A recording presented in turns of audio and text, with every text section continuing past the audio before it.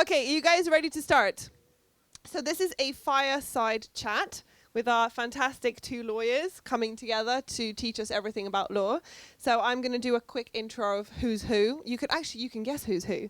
No, I'm joking, obviously. So we have Ilija and Vlaho. Who thinks who's who? Who's Ilija? Who thinks who's Ilija? Nah. Okay, so both of them have very extensive experience. I'll just give you a brief overview and then I'll let them take it on. So Ilija, shocking, I know, has been a lawyer since 2016. He's also a great dancer, by the by. And he has been the member of the Bar Association in Belgrade since 2016. His expertise include law, tax law, and law of digital assets. He's also, fun fact, our lawyer for the conference. So if you've had to sign a contract with us, he's written it up. If you slip and fall, you know who your guy is.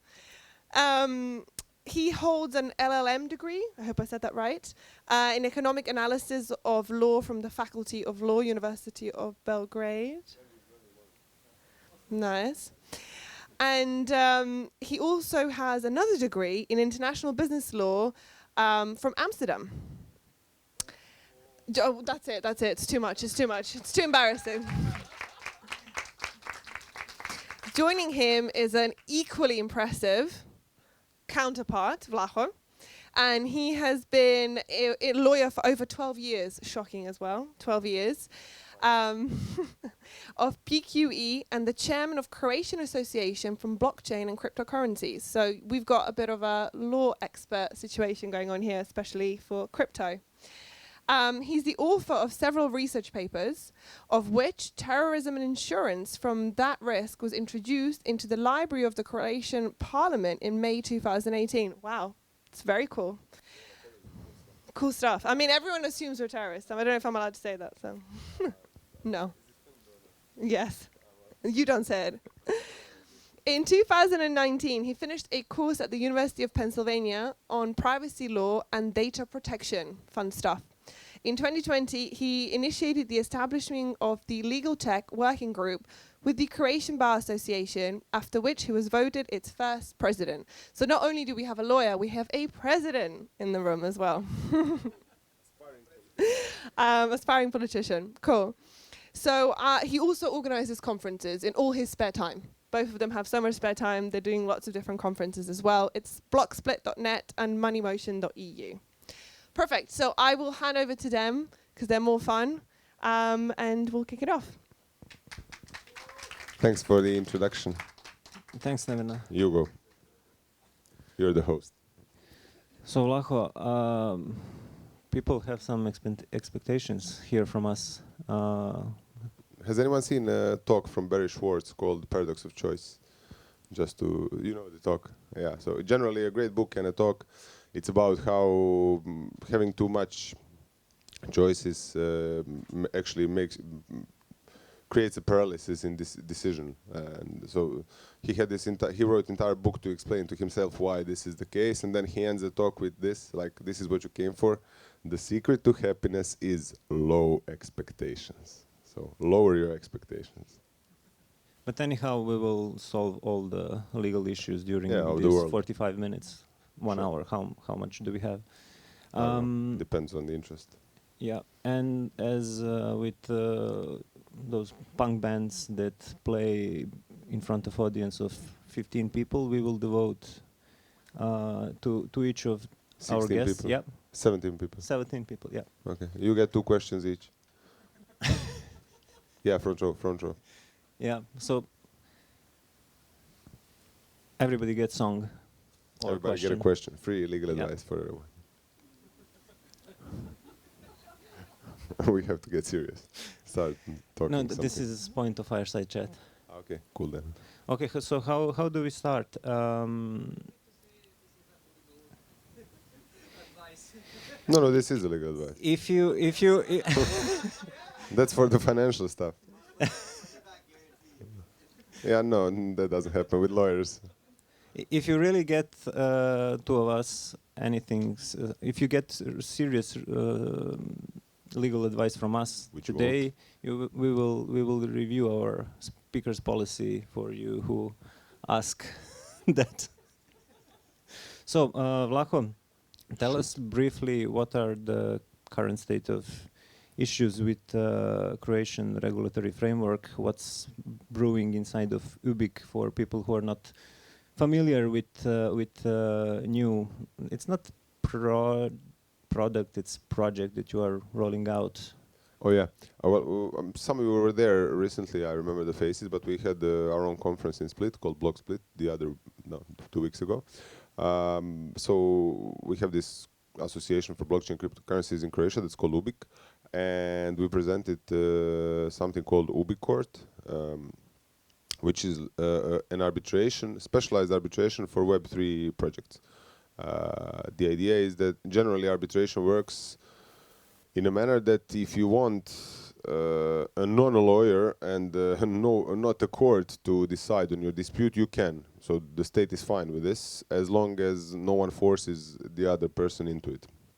So if you and I decide that we think Ilija should be the judge of what we have a dispute about, the government says, okay, well, I'm fine as long as you didn't pressure me into it or I didn't pressure you into it.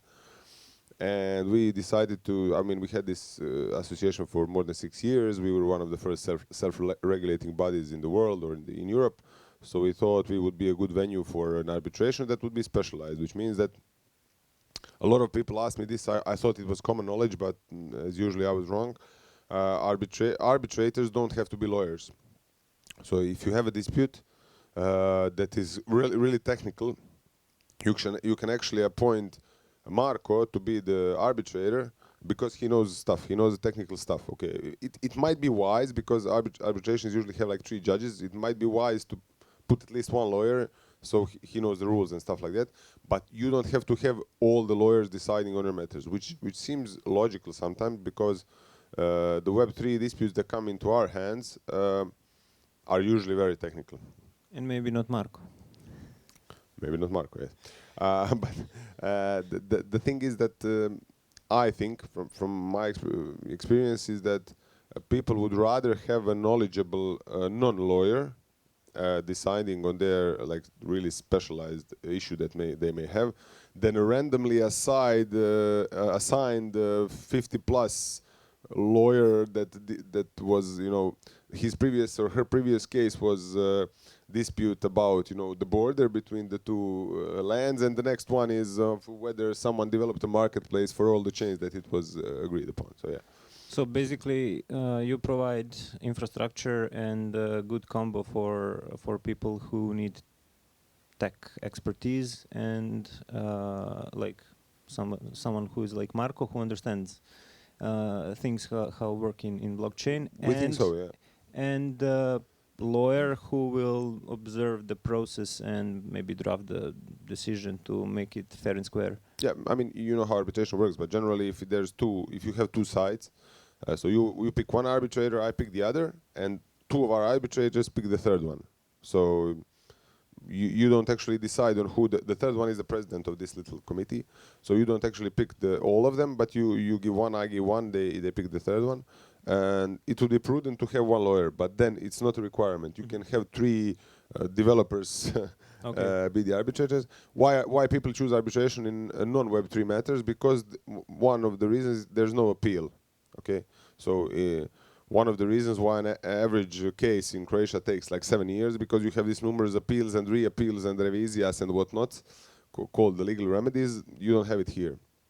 So the decision that is rendered by arbitration is final, and you can actually take it to official government bodies for execution. So this is handy. And is it similar to some projects that exist like Kleros or Aragon Down that provide? Yes and no, because they are actually on-chain arbitrations, and this is just a normal arbitration. Where we'd like experts to be the arbitrators. So it still doesn't have an on-chain element, but I don't know, it's just the first. It was like presented 2 weeks ago. We have 0 cases so far, so anyone with a dispute or brewing dispute. I see some nodding. So you roll it out and just wait for the first case, or you Yeah, still literally. so it's up and running. You just It is. I mean, great. You have your set of rules. it actually, I have maybe downplayed it a bit, but yeah, it takes a lot of work. You know, you have to write the rules, pick the first arbitrators, decide on what happens if a DAO applies. Mark or was stuff first like that. arbitrator. Yeah. Okay. Well, Mark was. So that's done. Yeah. We have the we don't have a case yet. Yeah. Should. No. Worldwide. Yeah. You pick, the idea is that since it's you can't force someone into it, you need to have something called like an arbitration clause, which every contract has a clause that governs the jurisdiction and the governing law. Like if you work for a German company, right? So if your company and my company, which is Croatian company, have an agreement, it says in case we enter into a dispute, we will the jurisdiction will be with the Croatian courts, but they will use German law to decide. You can pick it up. Yeah, you can mix and match.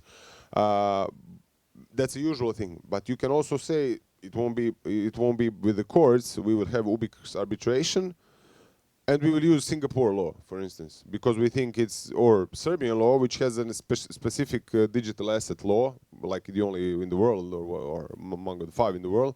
So we just apply Serbian law, but we want people from UBI court because they know what this stuff is. I don't have to explain them blockchain for the first 3 hours of the hearing. And the idea is that there's no hearing, actually, but it's document-based. So you just lodge everything you have. Just a second. You just lodge everything you have from one side, everything from the others. We look at documents. I don't think there's point of hearing out people and saying what they thought in blockchain. Just send everything you have and we'll decide. Yeah. Yeah.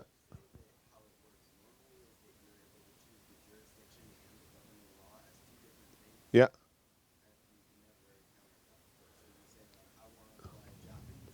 Mm-hmm.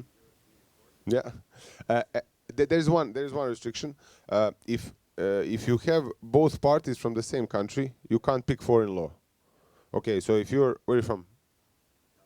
Okay, if you have a U.S. counterparty, you couldn't, at least in Europe, you couldn't pick Croatian law. But if you and I had a contract, we can say that Croatian courts will use California law to decide on our matters. Yeah, yeah, yeah, yeah. It's handy if people agree on the preferred law, you know.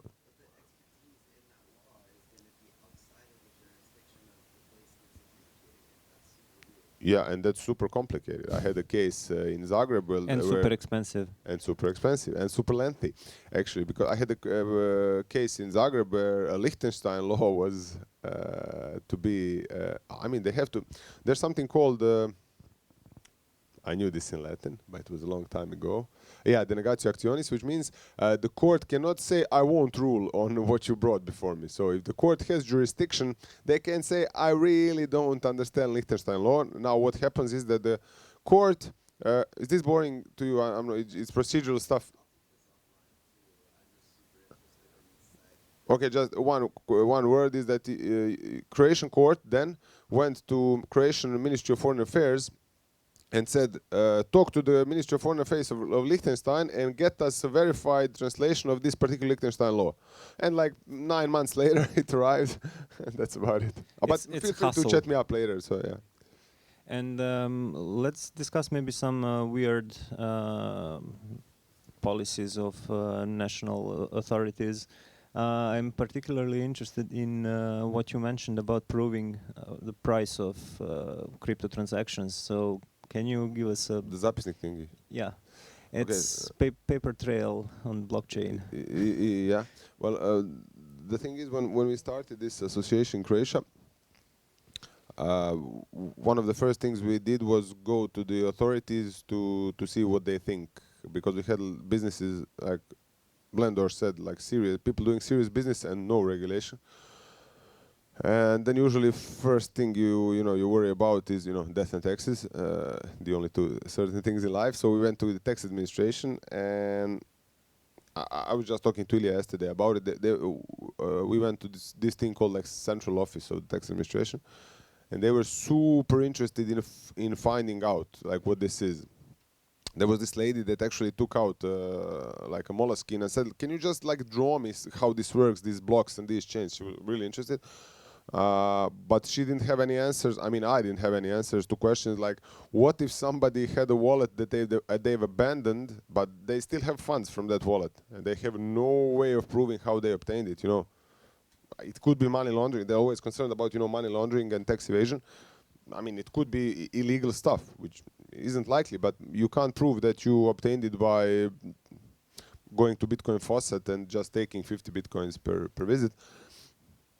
And then they said, like, but can they just, like, prove what they can prove, but not when we come to the audit. Like, we don't want to come to audit someone who cashes out, like, millions, and then they pick a random address from Etherscan, and it's from 2010, and say, like, this is my address, like, this is really me. I bought Bitcoins back in 12 years ago or whenever. Yeah, there was an Ether then, sorry. Blockchain Explorer. And then they say, like, can they somehow, like, prove what they can prove? And then we came up with something called zapisnik, which is like records or minutes, which is you go to the notary I mean, theoretically any notary, but I was only able to persuade one notary to be on board. You go to the notary public, and you bring what you have. So you just try to prove the life cycle of your crypto investments or how you obtained crypto. So it's a bit funny what Ilija says, because we literally screenshot every stage, and then it's like this big. Like first screenshot is, I'm sorry I don't have it here, but I can show you.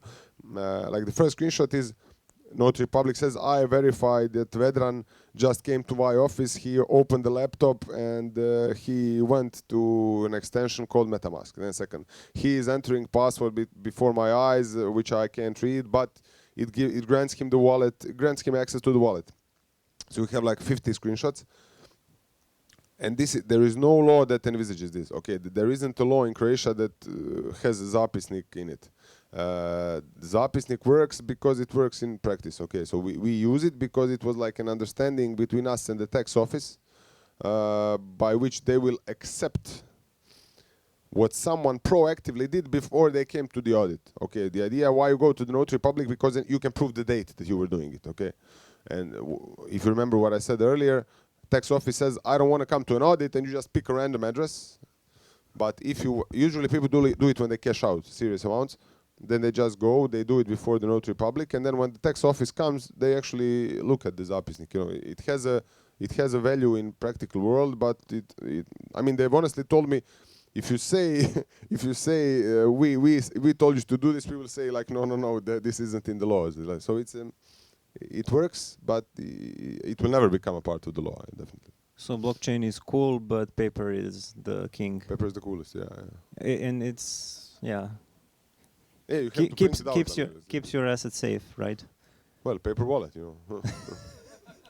Paper's not that bad. You are one step further from us, because we still have this tax law in developing. Because we don't have our system for filing tax returns online updated, so we still have to file paper tax returns. Yeah, but you at least abolished the postcard thingies where you ID the person by sending them a postcard, what we discussed about. Sorry, the exchanges in Serbia utilizing like 4 years ago. At least one exchange who told me, the owner told me. For that exchange, I know that they still send people around Serbia to verify the identities of people. Oh, so that's still in place? Yeah, it's faster than having postmen knocking twice and asking you for your... Everything's faster than postmen. In Croatia, at least. Okay, and Blender made good introduction for us. How do you see future of lawyers in crypto? Is it bright, or smart contracts will kill us all, and T1000 will replace us? I think we will be replaced eventually, to be honest.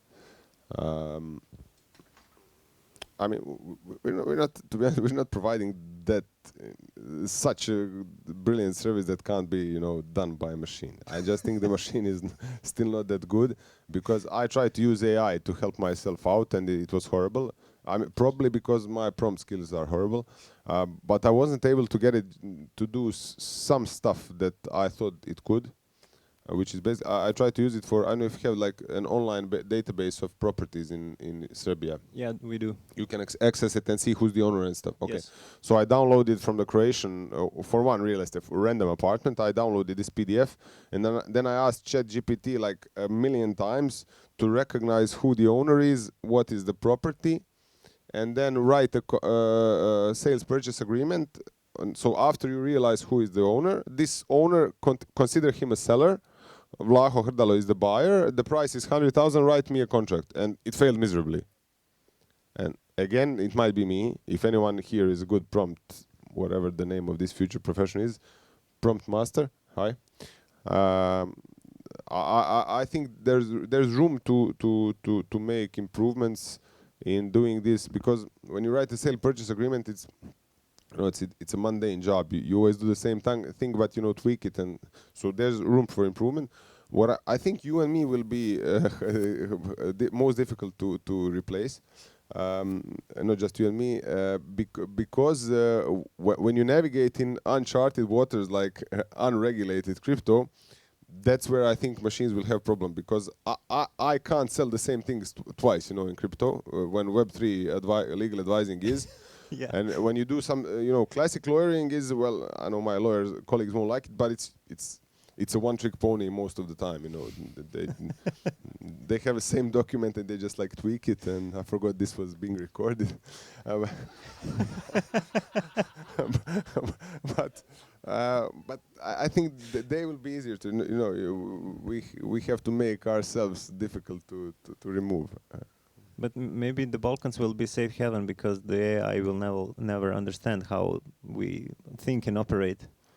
No, yeah, that's what we said, that people from here are, you know, like masters in evading rules. You know, and, I can tell you an anecdote that has nothing to do with law and shouldn't be recorded. I was in Vienna. I used to. This is off record. I used to. Can you mic. switch off the recording? I used to live in Vienna, and friends of mine came to visit, and we went to a club that's now defunct. It was a really cool club, and the thing is that when you enter the club, you get a card. So it was there wasn't credit cards weren't that widespread back then, and so you get like their proprietary card. So you don't pay every time you get a drink, but you give it to the bartender, and they just put it on your tab like in a hotel, and then when you go out, you go to there's only one cash register, you give them the card, and they charge you what you drank. So it can be 50 euros or €1,000,000. And a friend of mine who was not feeling well, he wanted to go home, and in the exit, they said like, can we get your card? And he said, oh, shit, I lost it. And they said, oh, we have to charge you 50 euros. And then all my friends looked at it and said, they threw 7 cards in the trash, and then drank on one. No, sorry, they all drank on one card. Okay. They threw it away. Then when we were leaving at like 7 a.m., we all gave our cards which had no spent, and the guy who was giving his card and everything was on it, he just threw it in the trash, and he said, I lost it. And I said, oh, we're gonna have to charge you 50 euros for that. He said, shoot, and just pay 50 euros. No. So that's why I think that there's so much room for improvement regulation-wise. And to get back to on a serious note, why we're talking about this is in Europe there is this huge, I'm sure you've heard of it, markets and crypto assets regulation that's been voted out, and there's so many things that it doesn't govern. It was just designed that way. It's good they couldn't have envisaged every possible solution. So I think there will be, as in everything, you will have people, you know, bending the rules, and then regulation will get updated. You know. So the rules may not only stifle the innovation, but spark it as well. I think they do. It's really counterintuitive. We had a round table in Croatian Parliament the other day, which is also, like you said, like if someone told me 2017 I'm going to have a round table in Croatian Parliament I entered the Croatian parliament. They almost strip searched me, and then there was a huge screen that says crypto assets, like round table crypto assets in the parliament. And then the head of Croatian financial regulator honestly answered the question from the audience saying, yes, I think marketing crypto assets will stifle creativity. I don't think so. What I told you now about the Vienna incident is that people will just find new ways, and then regulation will have to follow, and it will again be insufficient, and people will find new ways to. There was I don't know if anyone here knows. You probably use Signal or you have heard of Signal. Okay, so the author of Signal, Moxie Marlinspike, had a really good blog post. I reread it often. Contemplating about the perfect police order. So people often say like, I want order, I don't want disorderly behavior. And he said, imagine a world where it's impossible to break the law. Okay, so some supervising big brother that can even predict that you're going to break the law. And he says it wouldn't be good because a lot of things that we consider normal today were once breaking the law. Okay, so you would never have same-sex marriages or a marijuana legalization if it was physically impossible to break the law, and it was both punishable by prison. Okay, so I think we need people. Again, being recorded. We need people to break the law in not like trafficking other people, but to bend the legal perimeter, as my colleague from Barclays said, in order to find the new ways how this law can be made to push the limits. Yeah, to push the limits without going overboard. So we need a Judas Priest soundtrack, Breaking the Law. Yeah, there's so many songs that are applicable. All right, shall we start with questions, or we will? Yeah, but I was the only one talking. Now No worries, you're the star. You're the star here. Yeah, you sure. have the Ubik court, not us. Yeah, no. If anyone has questions, we can go to we can always come back to us just talking. But if anyone has any questions, reference to Philip K. Dick's book. No, it was just a funny. Actually, it was supposed to be called Kubik. There was supposed to be a K before, which was supposed to stand for Krovna, or the head. And then the Croatian Registry of Association said, you can't be Krovna because you're the only one, And then we said, can we just be Ubik? And they said, yeah, but I'm a huge fan of Phil K. Dick, and especially the book Ubik. But it's just a lucky coincidence. So your registrator really cares about the names? Oh yeah, very much. They said you can't be Krovna because you're the only one. I said there will be more. Well, there isn't any now. So. Well, that's advanced comparing to us. They don't really care as long as it's not occupied already. Oh yes, okay. very correct what she said. But also I think that's the thing they put the most concern in, like the name. I'm not sure they really check on the statute that you wrote on like 40 pages. Or something. Interesting. Others? Marco, how do you feel about being first arbitrator? I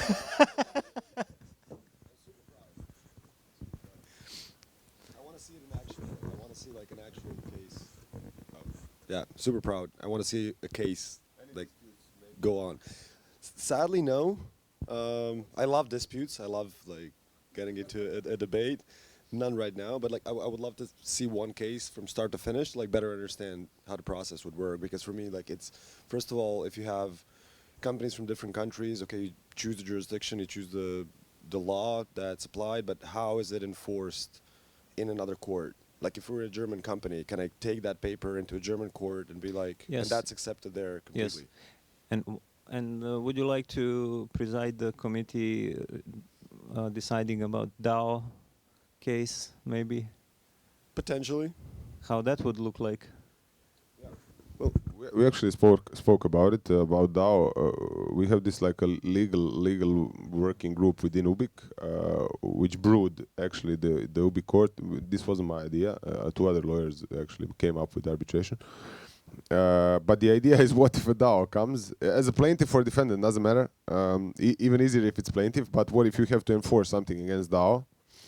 We still don't have any answer. We had an idea of like MakerDAO style, like over collateralizing or just making them put down the amount that's in dispute to a smart contract or a multi-sig or whatever. Gnosis safe. That would be actually the only way, because the same way you can't enforce a loan, MakerDAO has an over collateralization system because you can't enforce a loan the same way banks do. You can't just take someone's car because it's not physical.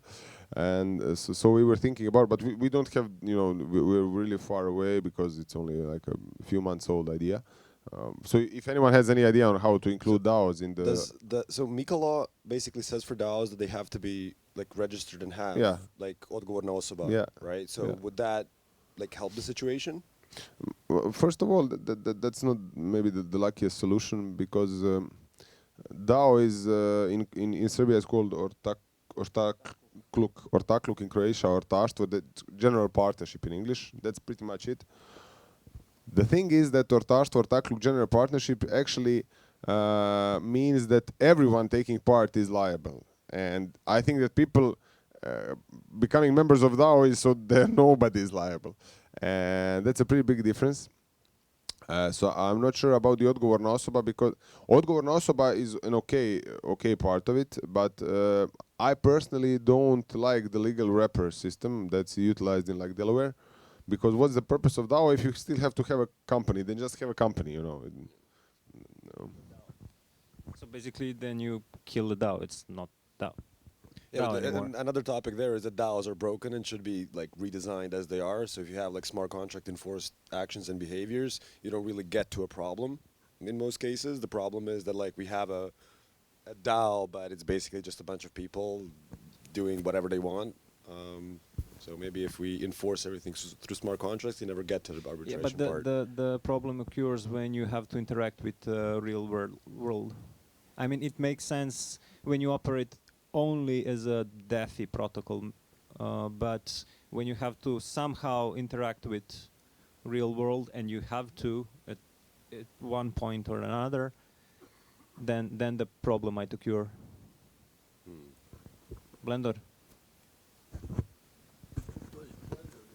Blender has interesting DAO projects in the pipeline. We'll see. We'll see about that DAO project. So right off the bat, with this discussion, I was thinking, as soon as you start interacting with the real world, there are certain, there can be certain legal ramifications. Like, do you guys think about the future where certain actions in the digital world will have effect in the real world? For example, I was thinking about countries that are kind of disputed territories, So for example, like if a DAO in Taiwan does some business with somebody, in China, and they use Ubic or something for arbitration, and Chinese government doesn't recognize Taiwan as an independent country, or, like a closer example here is like Kosovo or South Ossetia or stuff like that, like if you do stuff in the digital world that is not recognized by the real world, like what kind of ramifications, is going to have this? Like, do you have maybe like a group that's thinking about these things, or like, am I doing too much, too far in the future? You're not getting me talks about politics. That's but I think that you already have the problem if the government, I mean the elected government, doesn't recognize something from a territory. It doesn't matter if it's digital or physical. They don't recognize it. So basically, I understand your question, like digital, real world ramifications of digital acts. I think we'll see this, like what they call phygital, like the blend of physical and digital. But I think you already have a problem if you're a company from country A that country B doesn't recognize. Even if you're a pure physical, not even web company, like you have a passport problem if you're from a country that the other country doesn't recognize. But again, no politics. And yeah, the things that happen in digital world really have ramifications in real world, like hacks and all the stuff that happen on chain have very much consequence in the real world. So it's not completely detached.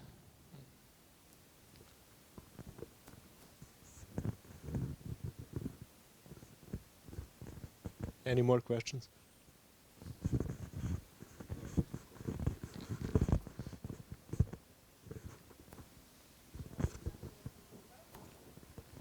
Yeah, we can talk all day long, but maybe we should. I'm not sure people want to Yeah. listen to that all day long.